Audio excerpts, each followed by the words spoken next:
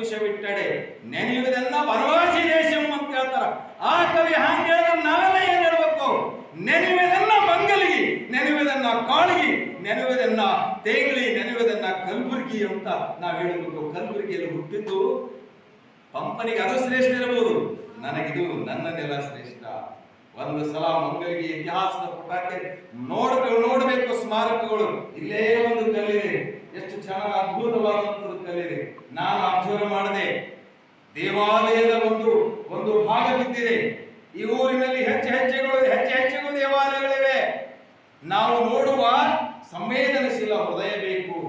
ಕನ್ನಡದ ಸ್ಮಾರಕಗಳು, ಕನ್ನಡ ಅವನ್ನು ಉಳಿಸದೆ ಕನ್ನಡ ಉಳಿಸಬೇಕಾಗ್ತದ. ಮಾತನಾಡುವುದರ ಜೊತೆಗೆ ಕನ್ನಡದ ಸ್ಮಾರಕಗಳನ್ನ, ಶಾಸನಗಳು, ಲಿಪಿಗಳು, ವೀರಗಲ್ಲುಗಳು. ಈ ಊರಿನಲ್ಲಿ ವೀರಗಲ್ಲದ ಹಿಂಗ್ ಬರ್ಚೆ ಹಿಡ್ಕೊಂಡು ನಿಂತಾನ, ಹಿಂಗ್ ಹಿಡ್ಕೊಂಡು ನಿಂತಾನ, ಕಲ್ಲಿನೊಳಗೆ ಕೆತ್ತಿದಾರ. ಏನ್ ಸಂಕೇತ? ನೀವು ನೋಡಿರಿ ಆ ಕಲ್ಲು ಹಿಂಗೊಂದು ಬರ್ಚೆ ಹಿಡ್ಕೊಂಡು ನಿಂತಾನ. ಏನಂತ ನಾವು ಗೊತ್ತಾ? ಕಲ್ಲು ಮಾತಾಡ್ತದ. ನನ್ನ ತಂಟೆಗೆ ಬಂದ್ರು ನೋಡ್ರಿ, ಮಂಗಲಿಗೆ ತಂಟೆಗೆ ಬಂದ್ರು ನೋಡ್ರಿ, ನಾನು ಹಿಂದೆ ಈ ಮಂಗಲಿಗೆಯನ್ನ ರಕ್ಷಣೆ ಮಾಡಿದ್ದೀನಿ. ಸಾವಿರಾರು ವಿರೋಧಿಗಳನ್ನ, ಸೈನಿಕರನ್ನ ಬಡಿದು ಅವರಿಂದ ಸಂಹಾರ ಮಾಡಿ ಈ ಮಂಗಲಿಗೆಯನ್ನ ರಕ್ಷಣೆ ಮಾಡಿದೆ. ಕನ್ನಡ ಭೂಮಿಯನ್ನ ರಕ್ಷಣೆ ಮಾಡಿದಂತಹ ವೀರಗಲ್ಲು ಹೇಳ್ತಾರೆ. ಇದು ವೀರಗಲ್ಲುಗಳನ್ನ ದಯವಿಟ್ಟಿಲ್ಲಿ ಇಲ್ಲೆಲ್ಲ ಗ್ರಾಮಸ್ಥರಿದ್ದೀರಿ, ತಿಳಿದವರಿದ್ದೀರಿ, ಮಕ್ಕಳಿಗೆ ಇದನ್ನ ತಿಳಿಸ್ಬೇಕು. ಸ್ಮಾರಕ ಆ ರೀತಿ ರಕ್ಷಣೆಯನ್ನ ಮಾಡಿಡ್ಬೇಕು. ಎಲ್ಲೋ ಬಿದ್ದಿರ್ತದ. ಒಂದು ಊರಿಗೆ ಹೋಗಿದ್ದೆ, ಕಲ್ಲಿ ಹಾಕ್ಯಾರ, ನಾಲಿ ಮ್ಯಾಲ ಬಟ್ಟಿ ಹೊಡಿಲಿಕ್ಕತ್ತಳ ತಾಯಿ. ಅಮ್ಮ ಸರಿ ಅಂದೆ.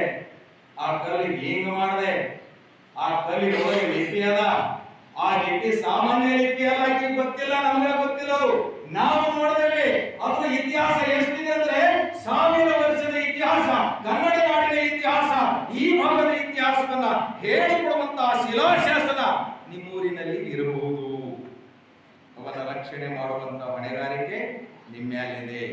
ಮಕ್ಕಳಿಗೆ ಬಾಬಾ ಸಾಹೇಬ್ ಅಂಬೇಡ್ಕರ್ ಒಂದು ಮಾತನ್ನ ಹೇಳ್ತಾರೆ, ಯಾರ ಇತಿಹಾಸವನ್ನ ತಿಳಿದುಕೊಳ್ಳುವುದಿಲ್ಲವೋ, ನಿಮ್ಮ ಮನೆಯ ಇತಿಹಾಸ ಇರಬಹುದು, ನಿಮ್ಮ ತಾತ ಮುತ್ತಾತನ ಇತಿಹಾಸ ಇರಬಹುದು, ನಿಮ್ಮೂರಿನ ಇತಿಹಾಸ ಇರಬಹುದು, ಕನ್ನಡ ನಾಡು ಭಾರತದ ಇತಿಹಾಸ ಇರಬಹುದು, ಅದನ್ನ ತಿಳಿದುಕೊಳ್ಳದೆ ಹೋದರೆ ನೀನೇನೂ ಸಾಧನೆ ಮಾಡುವುದಿಲ್ಲ.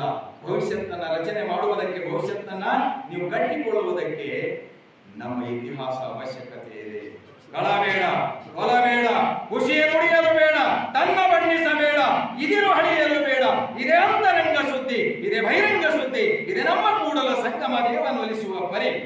ಹೆಂಗ್ ವಚನ ಇದು ಒಂದು ವಚನ, ಪ್ರಿಯಾಂಬಲ್ ಆಫ್ ದ ಕಾನ್ಸ್ಟಿಟ್ಯೂಷನ್, ಸಂವಿಧಾನದ ಪೀಠಿಕೆ. ಇದನ್ನ ಮನೆಯಲ್ಲಿ ಜೊತೆ ಹಾಕಿ ನೀವು ಯಾವ ಜಗಳ ಬರುವುದಿಲ್ಲ, ಪೊಲೀಸ್ ಸ್ಟೇಷನ್ ಬೇಕಾಗಿಲ್ಲ. ನನ್ನ ಮನಸ್ಸು ಪರಿಶುದ್ಧವಾಗುತ್ತದೆ, ನಮ್ಮೆಲ್ಲರ ಮನಸ್ಸು ಪರಿಶುದ್ಧವಾಗುತ್ತದೆ.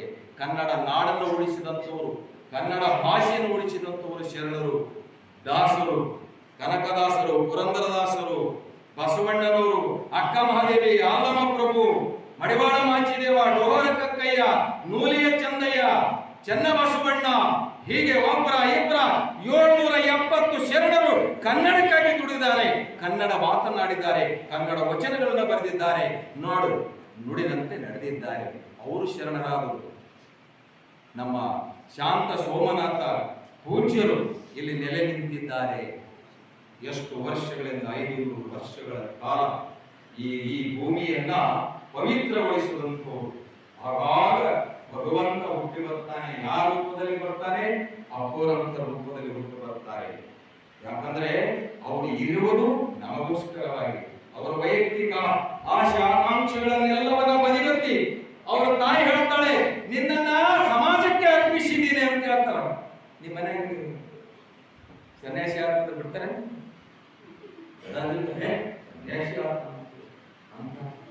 ನೀ ಇಂಜಿನಿಯರ್ ಆಗೋ, ಡಾಕ್ಟರ್ ಆಗೋ, ಸನ್ಯಾಸಿ ಆಗಿ ಅಂತ ಅದೇನು ಅಂತ ಕೇಳ್ತಾರ. ಸನ್ಯಾಸಿ ಆಗ್ಬಿಡೋದಿಲ್ಲ, ಸಂತನಾಗ್ಬಿಡೋದಿಲ್ಲ, ಶರಣರಾಗ್ಬಿಡೋದಿಲ್ಲ. ನಿಜಕ್ಕೂ ಯಾರು ಶಾಶ್ವತ ಉಳಿತಾರಂದ್ರೆ ಶಾಂತ ಸೋಮನಾಥ ಶಿವಾಚಾರ್ಯ ಅಂತವರು ಈ ಭೂಮಿ ಮೇಲೆ ಶಾಶ್ವತವಾಗಿ ಉಳಿತಾರೆ. ಕನ್ನಡದ ನೆಲದ ಕೀರ್ತಿಯನ್ನು ಬಾನೆತ್ತರಕ್ಕೆ ಹಾರಿಸುವಂತ ವ್ಯಕ್ತಿಗಳು ನೀವಾಗಬೇಕು. ಸಾಧಕರ ಸಾಲಿನಲ್ಲಿ ನೀವು ಸೇರಬೇಕು. ಮೊಬೈಲ್ ಇಸ್ಕೊಟ್ಟಿಲ್ಲ ಅಂದ್ರೆ ನಿಮ್ಮ ಅಪ್ಪನ ಜೊತೆ ಜಗಳ ಆಡ್ತೀರಿ? ಮೊಬೈಲ್ ಬೇಕು ನನಗೆ, ಮೊಬೈಲ್ ಬೇಕು. ಒಂದು ಊರಾಗ ಒಂದು ಹುಡುಗಿ ಮೊಬೈಲ್ ಇಸ್ಕೊಟ್ಟಿಲ್ಲ ಅಂತ ಆಕಿ ಹೋಗಾಳ, ಎಲ್ಲರ ಜೊತೆ ಜಗಳ ಮಾತಾಡದೇ ಬಿಟ್ಟಾಳ. ಬಿಟ್ಟು ಒಂಥರ ಮೂಡ್ ಹಾಕಿ ಮಾಡ್ಕೊಂಡು ಅಂತ ಬಾವಿ ಒಳಗೆ ಹಾರಿ ಪ್ರಾಣವನ್ನೇ ಬಿಟ್ಟಳು. ಎದಕ್ಕಾಗಿ? ದೇಶಕ್ಕಾಗಿ ಬಿಟ್ಟಳು ಪ್ರಾಣ. ಏನ್ ನಾಡಿಗೋಸ್ಕರವಾಗಿ ಮೊಬೈಲ್ಗಾಗಿ ಪ್ರಾಣ ಬಿಡುವಂತ ವಿದ್ಯಾರ್ಥಿನಿಯರು. ಅಕ್ಕ ಹೇಳ್ತಾಳೆ ನೋಡ್ರಿ ಎಷ್ಟು ಚೆನ್ನಾಗಿದೆ. ಕನ್ನಡದ ಮೊದಲ ಕವಿಯತ್ರಿ ಇದು. ಕನ್ನಡದ ಮೈ ರೋಮಾಂಚನ ಆಗ್ತದೆ. ಆ ತಾಯಿ ರಾಜ್ಯತ್ವವನ್ನೇ ತೊರೆದು ರಾಣಿಯ ಪಟ್ಟವನ್ನೇ ತೊರೆದು ಎಲ್ಲಿಗೆ ಬರ್ತಾಳೆ? ಕನ್ನಡದ ಭೂಮಿಗೆ ಬರ್ತಾಳೆ. ಬೆಟ್ಟದ ಮೇಲೊಂದು ಮನೆ ಮಾಡಿ, ಎಷ್ಟು ಸರಳದ ಹೇಳ್ತೀರಿ?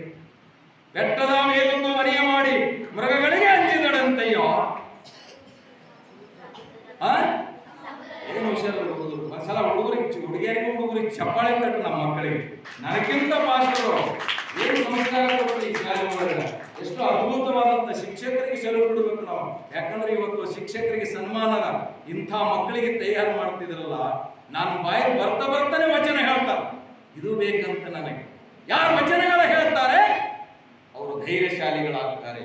ಆತ್ಮವಿಶ್ವಾಸ ಕಳ್ಕೊಳ್ಳುವುದಿಲ್ಲ. ಅಪ್ಪ ಬೈದನ್ನು ಹೋಗಿ ಬಾವಿ ಒಳಗೆ ಹಾರುವುದಿಲ್ಲ, ವಿಸರ್ತು ಹೋಗುವುದಿಲ್ಲ. ಅವರು ಧೈರ್ಯಶಾಲಿಯಾಗಿ ಕನ್ನಡವನ್ನು ರಕ್ಷಿಸ್ತಾರೆ. ಮೊದಲು ನಿನ್ನನ್ನೇ ರಕ್ಷಿಸ್ಕೊಳಪ್ಪ. ಕನ್ನಡ ರಕ್ಷಣೆ ಮಾಡೋದು ಕಡೆ ಕೊಡಿ, ನಿನ್ನನ್ನು ನೀನು ರಕ್ಷಣೆ ಮಾಡಬೇಕಲ್ಲ. ಬದುಕು ಬಹಳ ಅದ್ಭುತವಾದಂಥದ್ದು.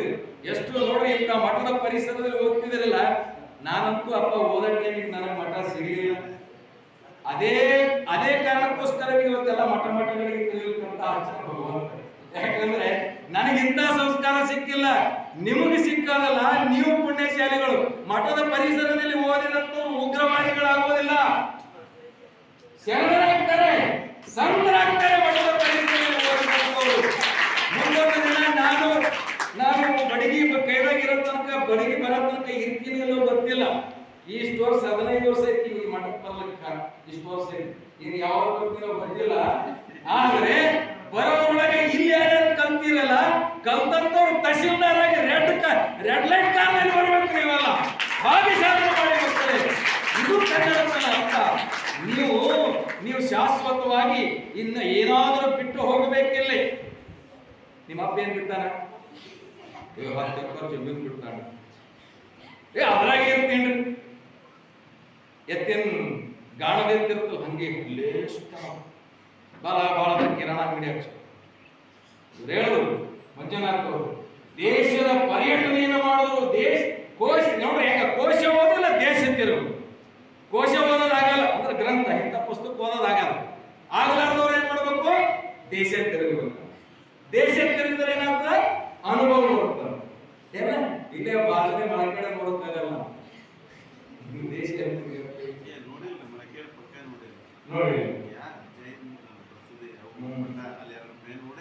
ನೋಡ್ಬೇಕು. ರಾಷ್ಟ್ರಕೂಟರ ರಾಜಧಾನಿ ಮಾನ್ಯಕೇಟ ಮಲ್ಲಿಕಾರ್ಜುನ ದೇವಾಲಯ ಕಟ್ಟಿಸಿದಂತವ್ರು ಯಾರಾದ್ರೂ ಇದ್ರೆ ನಮ್ಮ ಮಾನ್ಯಕೇಟದ ರಾಷ್ಟ್ರಕೂಟರು ಅನ್ನುವಂಥದ್ದು ಇವತ್ತು ಹೇಳತ್ತೀನಿ. ರಾಷ್ಟ್ರಕೂಟರು ಕಟ್ಟಿಸಿದಂತ ದೇವಾಲಯ, ಅಲ್ಲಿನ ಸಿಂಬಲ್, ಅಲ್ಲಿನ ಸ್ಟೈಲ್. ನಾನು ಕಳೆದ 35 ವರ್ಷಗಳ ಕಾಲ ಸಂಶೋಧನೆ, ಅವಾಗಿನ ಇವೆಲ್ಲ ಮೊಬೈಲ್ ಇದ್ದಿಲ್ರಿ. ಅವಾಗ ಹಿಂಗೆ ಒಂದು ಕ್ಯಾಮ್ರಾ, ರೀಲ್ ಕ್ಯಾಮ್ರಾ ಹಾಕೊಂಡು ತಿರುಗಾಡ್ತಿದ್ವಿ. ಮಂಗಲಿಗೆ ಬಂದು ಹೋಗಿದ್ರಪ್ಪ, ಬಂದಿದ್ರಿ. ಮಂಗಲಿಗೆ ಮಲ್ಲಿಕಾರ್ಜುನ ದೇವಾಲಯ, ಗೊಮಟೇಶ್ವರ, ಅದು ಎಲ್ಲವನ್ನ ನೋಡಿ ಫೋಟೋಗ್ರಾಫಿ ಮಾಡಿ 1 ತಿಂಗಳಾದ ಫೋಟೋ ನನ್ನ ಕೈದಾಗ ಬಂದು. ಅಂಥ ಅವಾಗ ಬ್ಲ್ಯಾಕ್ ಆ್ಯಂಡ್ ವೈಟ್ ಫೋಟೋ. ಇವತ್ತು ಮನ್ಯದಡೆ ಸಾಸಿದ ನಾಡು ಅನ್ನುವಂತ ಪುಸ್ತಕವನ್ನ, ಕಾಳಿಗೆ ಇತಿಹಾಸವನ್ನ ಇವತ್ತು ನಾನು ಪುಸ್ತಕವನ್ನ 20 ವರ್ಷಗಳ ಹಿಂದೆ ನಾನು ಬರೆದಿದ್ದೇನೆ. ಆ ಪುಸ್ತಕ ಲೋಕಾರ್ಪಣೆ ಉಂಟು. ಇಂಥ ಸ್ಮಾರಕಗಳನ್ನು ಉಳಿಸುವಂತ ಕೆಲಸ ನಮ್ಮ ಕಾಳಿಗೆ ಅಧ್ಯಕ್ಷರು ನನಗೆ ಮುಂದೆ ಮಾಡಿ, ಊರೂರು ತಿರುಗಾಡಿ ಸುತ್ತಮುತ್ತಲಿನ ಇತಿಹಾಸವನ್ನು ತಿಳಿಯೋಣ, ಅರಿಯೋಣ. ಬೇರೆ ಬೇರೆ ಊರು ತಿರುಗಾಡೋದು ಬೇಡ, ನನ್ನೂರು ನನಗೆ ಮೇಲು. ನಾನು ಮೊದಲ ಮನಿ ಗೆಲ್ಲಬೇಕು, ಆಮೇಲೆ ವಿದೇಶ ಗೆಲ್ಲೋಣ, ಇನ್ನೊಂದು ಗೆಲ್ಲೋಣ ಅಂತ. ಬಹಳ ಅದ್ಭುತವಾದಂತ ಕಾನ್ಸೆಪ್ಟ್.